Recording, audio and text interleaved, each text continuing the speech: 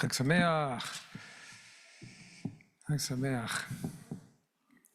With the world as it is, we went into Seder this year with the world upside down in many ways, and our need to work towards freedom so much greater, and wondering when all the plagues that are of our time going to disappear finally, the divisiveness, the upheaval, our fears about the future of our planet, all the loss. And we turn and we say, how much longer is this going to go on? When is deliverance going to come from all of it? So of course it connects us to the hundreds of years, of thousands of years of Jewish history and this story, our seminal story about who we are and what it means to live in this world and our core of our tradition, of our people. And we can imagine that for those slaves over hundreds of years waiting, when was their deliverance going to come? When were they finally going to be able to be rid of their bondage? And that yearning that they had in them to make it happen. And on one hand, the teaching of tradition is very direct. Well, they had to have a part in it too. They had to do something, right? They had to be ready to leave Egypt, because it's not easy to leave Egypt. They had to have, on the final night, their staves in their hands. They had to have their sandals on their feet. And when the moment came, they couldn't say, well, I'd like to have one more hour of sleep, and then I'll go later. They had to be ready to go. And there's another teaching. Of course, the story is about the universe helping us out to get out of bondage. And there's a midrash that talks about, well, when it was time for them to finally go out, and of course they had to play their part of that holy haste, the chipazon and the matzah baking, all that stuff to be ready to go.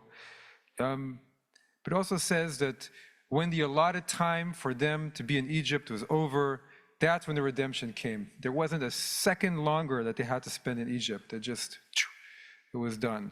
And the God didn't wait. God didn't say, well, I'm going to give it one more hour. Maybe I'll let you go one more hour.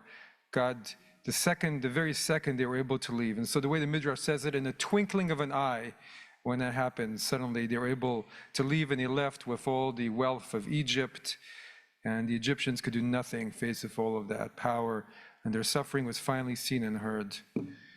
So of course it leads us to the other question, well, why did it have to be in Egypt in the first time? And why was there an allotted time for how long it had to be in Egypt? And that's a whole other subject, but it is one of the mysteries of our tradition. Why did they ever have to be in Egypt? And the Torah itself does try to answer it a little bit.